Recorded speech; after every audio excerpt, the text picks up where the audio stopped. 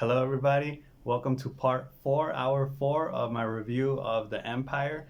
And well, in this fourth hour, we get into the gritty and grimy of the Empire. They start by talking about how trade was present, but also theft, and how basically in this hour they're going to talk, but towards the end, of Gandhi and how he fought the so called free trade.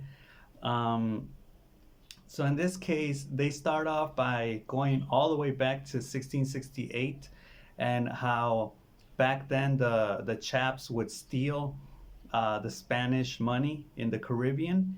And this was done through pirating. Basically, they were British pirates from the empire, but they were like the empire didn't exist yet. So they talk about Henry Morgan and how he was one of the founding fathers of the empire. He was basically a pirate, but we see that they had this adventure, right? This drive for adventure, exploring, going out, and basically looting, right? Stealing.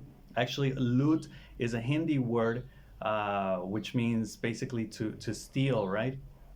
So I guess they made it official, the British, and they called it privateering. Privateering. So privateering is basically government approved freelancers that would take the money and and they were, you could say, the government had their backs, and this way they were able to take the money, take the loot, and give the government a share, right, for that protection or for that approval. They targeted the Spanish.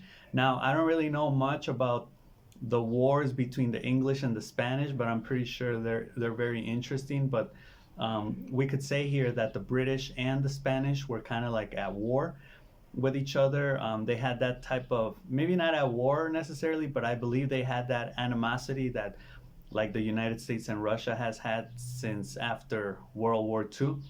And then they get into, for example, Jamaica, and how sugar was basically grown in Jamaica. And this is because the English wanted to sweeten all of the other things that were coming into Britain, like coffee, tea, chocolate, right? But the population was low in Jamaica, so they needed people to work, and this is where the Africans come in, and they basically bring over Africans through the slave trade to work in the plantations in Jamaica for sugar. So they had what is known as plantocracies. Basically, each state has its own little tyranny, and we have some people here, like Thomas Thistlewood in 1756, and they talk about the bad things that would happen. Basically, like besides this, the act of like whipping the slaves, nutmegging. Nutmegging was the rape of slave women, and the guests would also get to do it. And they talk about how Jamaica made the British people basically rich, and how Jamaica was the capital, was the sugar capital of the world. Now, in 1807, the slave trade is abolished by the British, but obviously there's still a lot of there are still a lot of slaves around the world, and there's still a lot going on in the 1800s with slavery, right? Um, they talk about looting, about the East Indian Company, and India. It's its own like thing, right? Basically, with the British, the spice trade and exotic luxuries in the days of the empire, especially with fabrics and furniture. Now, the fabrics, there was a specific type of fabric called chintz. And chintz, in vulgar terms, is the granny cloth that you can see maybe like some grandmas have in their houses. It's used to cover up like tables, furniture, or maybe to decorate like the curtains of the window.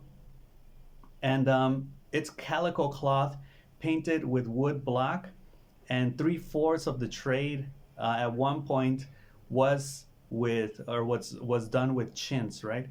Now, chintz eventually becomes banned in 1720, but there are a lot of companies during this time. There's the Hudson Bay Company, the city of London, which is like the center of the spider web of global trade.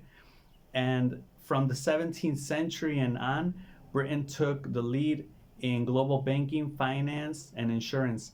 Now, this is done through the London Metal Exchange, which is the London Metal Exchange is like a Wall Street of Britain, right? So basically, they have, Jeremy Paxman goes there at one point, and the people are like stockbrokers, right? They're selling, they're buying, they're on the phone, they're on like three different phones at one time. So it's a crazy place. And yeah, it's basically the world's commercial system. Now, they say they would sell everything. They even sold bird poo, because sometimes they say some good things, some bad things, some just weird things like bird poo. It was called guano. And this was founded by the Anthony Gibbs and Sons Company from South America, off Peru. They would sell the bird poo as fertilizer or for fertilizer. So you kind of start to get an idea of how the British were just very interested in selling all of these type of products, all of these type of material, raw material. Like they were in charge of this big worldwide, basically network of things. Now we get to the interesting part, which is with China, Hong Kong, Queen Victoria's Britain in Hong Kong, the world's most vertical city, and how they would sell tea.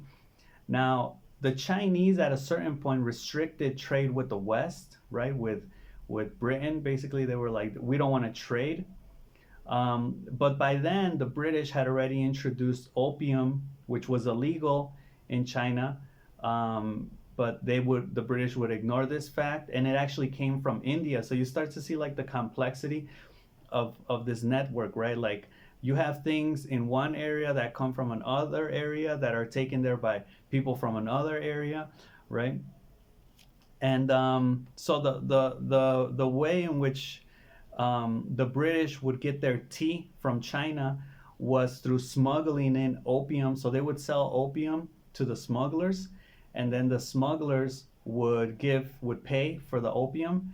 And because I think by then many Chinese were already like highly addicted to opium, and this is known as the first and the second Opium Wars. So the smugglers would smuggle in the opium, and then the British were able to buy tea, right? This was done with like William Jardine and James Matheson. And opium wasn't illegal in Britain, which is kind of interesting. They would refer to this as just like, business was just business. In 1839, the Chinese government seizes the opium and destroys it. And by then, the Opium Wars explode. So this is kind of interesting, and this is something that I found. It's kind of like a pattern throughout history with the British, especially with events like the Boston Tea Party, where the American revolutionaries of the 13 colonies basically dumped the British tea out into the port, right into the ocean at the port. And how Gandhi also, he manifested and he protested through burning the cloth, the chint that was, or the chintz that was British made. And how here the Chinese government gets rid of the opium. So it's like throughout history, the British, if you really want to mess with the British, it's kind of like burn their stuff, get rid of their stuff, of the material that they're selling, and that's how they're gonna get pissed off at you, right? Because we see this with the Opium War, with the beginning of the Opium War. We see this with the Boston Tea Party. We see it with Gandhi in India with chintz and the cloth. And it probably happened throughout other types of things too. Now here, China loses the Opium Wars, and China basically is forced to join the modern economy. So here's where Hong Kong grows, and we get the Hong Kong and Shanghai Bank, which is the HSBC. Another fun fact I did not know. I know the bank HSBC exists, but I didn't know it like the acronym stood for Hong Kong and Shanghai Bank, right? That's just crazy. Like, did you know that? I didn't know that. And Hong Kong basically stayed. This is also crazy. Hong Kong stays under the empire's control, basically a British colony until, get this, 1997, Hong Kong returns to China from Britain, right? I was like, wow, that's just crazy. Like it was basically like Hong Kong basically got its independence from the British, like, 25 years ago. We're now in 2024, like 27 years ago. So the tea is planted in India eventually in 1877 through seeds collected from Brazil by the British, grown in Singapore, right? And this is also where latex comes in with Henry Ridley. So they would refer to Henry Ridley as Rubber Ridley, Mad Ridley, or the Rubber Man. Well, the Rubber Man, I think I just made that up. But he's basically the one who discovers latex. And latex basically comes out of like a little, like a tree, right? It's kind of crazy how latex is created there, or basically comes out of there. And rubber was the plastic of the 19th century, they say. So for this, the Indians are taken to Malaya to work on the rubber trees. And we again see how this complex network, this spider web, right, of people and products and everything is like, basically, moving around places. So the raw material goes to Britain and then back out to the colonies, right? Like it's mass produced in Britain and then Britain exports it back out to the world, or to its colonies. So this was done with, for example, cotton, cloth, the Lancashires. Indian cloth trade had collapsed and had to rely on Britain. So what they eventually do here is that Lancashire, I think I'm mispronouncing that, Lancashire is a city in Britain, and they end up losing their jobs because Gandhi is doing his protest where he's telling like all the Indians not to purchase British cloth, right? So he basically boycotts British cloth, and he takes the spinning wheel as a symbol of freedom, right? Like we can make our own, we don't need you, British. And he burns the cloth, right? Now here is this thing again, which I was mentioning from the Opium Wars and from the Boston Tea Party, this idea of we're gonna boycott your products, right? And then the British get angry, but the British didn't attack Gandhi. They boycott the products, yes, and then Gandhi visits Lancashire in September 1931. You know, the British are kind of expecting that he's gonna withdraw from his boycott. He's gonna say, okay, we can go back to doing business. But no, Gandhi's objective is to aim for independence. So I think at one point of the documentary they say, Gandhi, you always look out for the poor. Here in Lancashire, we have a lot of people unemployed because they can't make the cloth anymore, because we can't sell it in India. We have like 3,000 people without work. And Gandhi answers like, I have 300 million, right? Which is like the whole Indian country, I guess. And yeah, in 1947, India gains its independence, 300 million people. So that's good. But they also talk about the Royal Enfield. They finish off this fourth hour by talking about the Royal Enfield motorcycle, which are Indian bikers that have been around even before World War II. The Royal Riders Club. It's a club of 70 people, 70 members. And basically what these Indians do is just they ride around these motorcycles. So this is the part where they say like, was the empire a good thing, a bad thing? I mean, it did a lot of harm, a lot of bad. It exploited people for work and money and profit and gains and power.